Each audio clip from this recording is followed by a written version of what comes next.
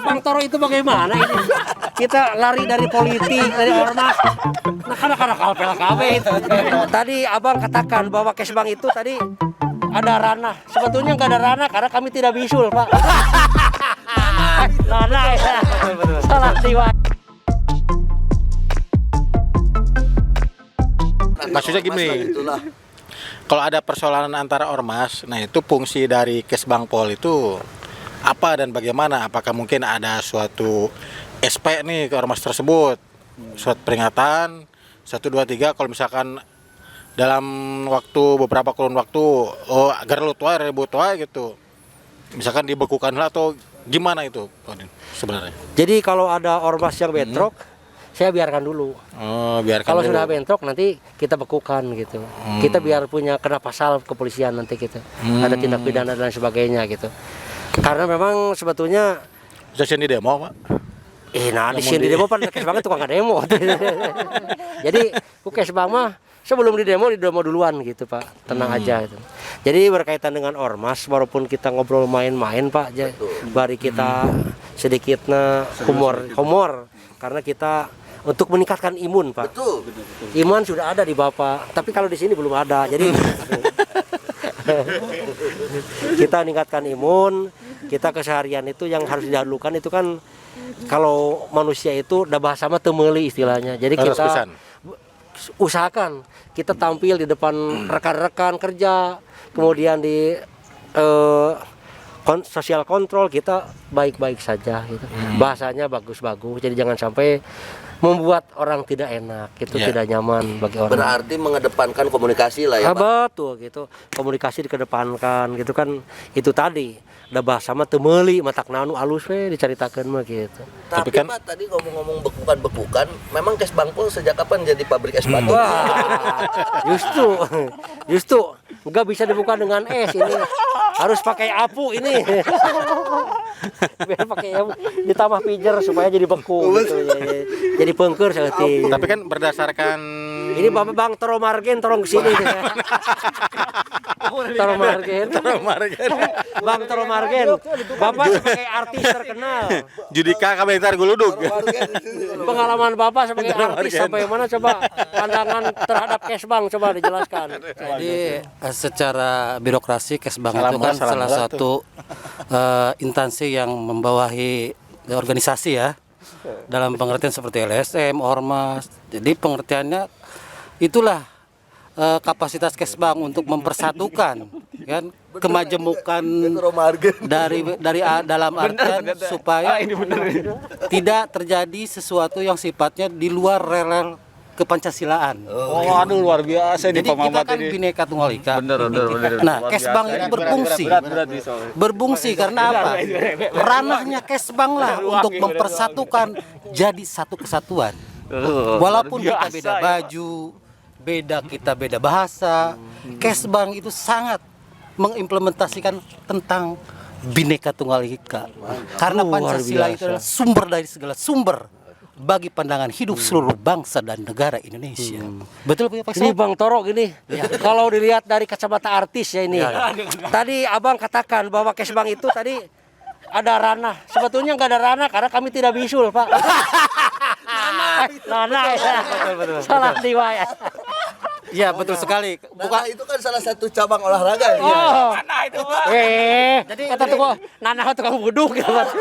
Jadi Kesbang itu kan implementasi pengertiannya dari galian tanah yang sekarang dialihfungsikan, ya kan? Tidak boleh kan digali menjadi sesuatu yang sifatnya nanti merusak kan terhadap lingkungan. Jadi itulah tanah-tanah itu ya lah harus disekat-sekat supaya tidak longsor gitu. Oh. Hanya jual kegalian Tanah tadi. Jadi aing nggak jawab di liur ya. Jadi Ya itulah. memang keistimewaan Toro Margen itu. Jadi paling pintar membuat orang liur. Iya, betul. Cuman kasihannya Kesbang itu dari segi anggaran sedikit. Nanti saya anggarkan Iya. biar rambut abang lebih golapnya lebih bagus lagi. Kasihannya itu Kesbang. padahal tupoksinya itu ya dalam artian untuk mempersatukan ya kan yang berbeda-beda itu Bineka Tunggal Ikaan yang berbeda-beda itu taruhannya kan dalam artian segala sesuatunya gimana sikap Pak Kesbang juga kan. Iya. Ini beda, itu beda, tapi gimana menjadi satu kesatuan kan? Nah, tapi BOP-nya setiap tahunnya apa anggarannya kecil ya, kasihan. Iya, kecil. Kan uangnya dihabis pakai Covid. Covid dulu ya. Iya. Nanti kalau udah Covid nggak ada, Kesbang pasti anggarannya besar. Enggak, insya Allah. dalam artian di setiap OPD itu Kesbang sedikit Iya, karena dibandingkan dengan OPD-OPD yang lain. kalau lihat dari potensi masalah, konflik kan di Kesbang. Banyak. Betul, Pak Juwet ya, ngurus-ngurusin Pak Juwet Tungkul. Hanya kita punya trik, kita punya senjata yang ampuh, punya formula, yaitu tadi Punya jimat tuh. punya jimat akur. Saya punya jimatnya, Siap. LSM dan ormas semua akur dengan pemerintah. Nah, gitu itu. aja. Dari Yang suka baut itu yang teka bagian. eta. Jadi supaya semua jadi satu kesatuan bersinergi ya. Jadi bagiannya bagus. Kalau lihat gitu. di keluarga kita, Bang Toro ya. Oh ya, siap. Kalau di keluarga misalnya ada adik kita atau kakak kita yang tidak kebagian, otomatis akan punung, Iya. baut, protes. Baut. Ya ormas juga sama, teka bagian baut. Nah, disitulah. Bagaimana supaya tidak baut? Bagi sudah baut, Kan ada tadi komunikasi. komunikasi, yang komunikasi yang dibina, aktif, ya kan? yang santun. Yang santun, Jadi jangan beretika. sampai meminta tapi tidak sopan. Meminta. Ya, namanya minta teu sopan. Ya baik. Beres. Aya wae tampanan, teu aya wae ulah ngadesak. Ulang ngadesak. Ya, Nanti segala kalau desak sesuatunya. akan terjadi kehamilan nanti. Jadi ya disitulah kita harus siap.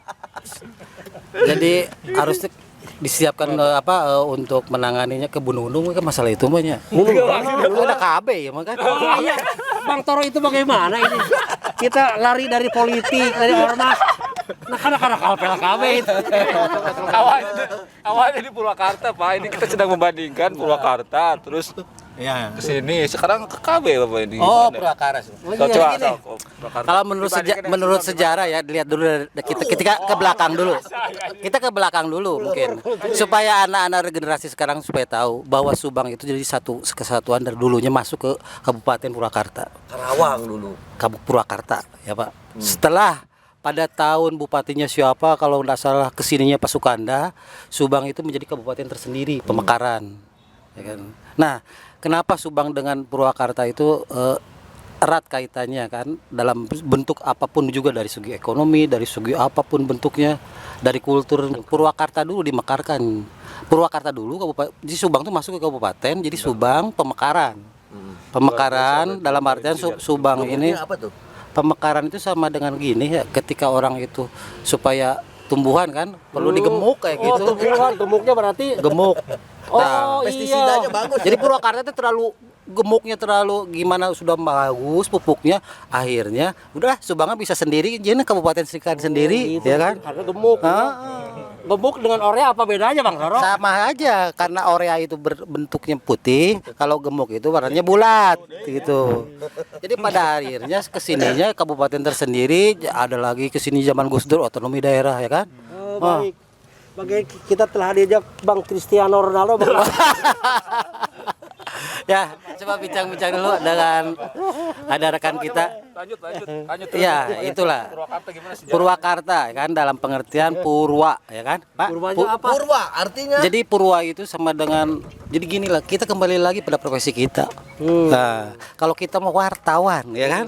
Warta ya kan berarti berita, wannya berarti orang. Nah, Purwakarta. Purwa itu sekelompok orang yang tadinya hijrah dari Jakarta, bikinlah satu. Oh ya, itulah. Jadi Purwakarta tadinya sekelompok orang yang hijrah dari Jakarta karena Jakarta padat dulu ceritanya waktu Batavia itu. Bahula. Jadilah diganti si Karta itu ke sini. Jadi ya kan? Nah, jadilah ada Purwakarta sekelompok orang. Kan pur itu obat manuk ya. Bukan makanan. Makanan ayam, pakan, sejenis pakan. Peternakan berarti kita dinas peternakan ya. Oh iya betul. Karena sejenis pakan kayak inilah ini ayam kalkum ini. Iya. Seperti gitu. Jadi saya pas kebetulan ya ada senior kita siapa lagi kalau bukan Harian Velita Adebom. Oh iya. Nah, dipersilakan Adebom untuk memberikan. Heran juga ya. Ah. Kenapa disebut Adebom? Apakah ada kaitan dengan bom Bali atau apa ini? Jadi dia itu dulunya itu kan Pembuat bom ini. bawa-bawa koran ya. Oh, terus Nah, koran itu namanya bom-boman gitu kan. Ada ujungnya bom gitu kan. Kerja zaman koran belum ada online. bukan Nah, bukan bom Bali bukan ya? Karena dia itu kan basicnya dari dulu wartawan koran itu kan. Guru saya itu. Iya. Tapi guru spiritual kalau saya. Betul. Jadi mungkin sepatah dua patah kata. Ini mantan wartawan Pak Udin ini. Iya, saya tahu. Tahu saya juga. Bicara dulu, jangan ngebegi di situ di sini. Jadi gimana? Nah, zaman dulu lah. Zaman wartawan, zaman dulu, zaman koran. Gimana zaman dulu? Cerita-cerita Pak Udin. Dengan ini kan seangkatan ya, Saya di bawahnya. di bawahnya. Pak Debom itu mungkin guru saya dulunya. Guru spiritual, kemudian jurnalis saya belajar ke situ. Termasuk Kang Dali Kardilan. Waktu zaman wartawannya itu waktu hanya berapa orang itu wartawan itu. Sedikit dulu itu, sekarang kan banyak sekali ya. Saya banyak belajar dari beliau gitu. Alhamdulillah. Hanya satu yang tidak diturunkan ilmunya, yaitu ilmu beger tidak dikasih ke saya gitu. Jadi buat sendiri aja gitu. Kalau Bapak kan kalau Pak Kesbang ini basicnya tadinya sebagai pendidik ya, Iya betul ya. Gimana rasanya dari IKIP ya. pisah dengan istri tahun-tahun Jadinya legeng. Sulawesi. Oh, nah. Oh ya gitu. Itulah paradigma kehidupan. Oh, paradigma. Jadi kita itu harus bisa menahan sesuatu yang sifat. Kalau itu segala sesuatunya kita perlakukan aja diri kita dengan sesuatu yang sifatnya bisa bagaimana begitu. Oh, caranya supaya yang penting bucat. Nah, itu gimana caranya supaya kita itu memenuhi unsur. Ya kan? Unsur itu Ini supaya serius ini. iya. Jadi wawancara kalau aing wawancara di Bali. Ini wawancara ini. Oh, mohon maaf para pemirsa, ini barusan endingnya. Oke, para awas-awas, omong kosong semakin kosong karena sudah tidak kondusif. Kita selesaikan saja sampai di sini. Sampai jumpa di awas-awas omong kosong selanjutnya.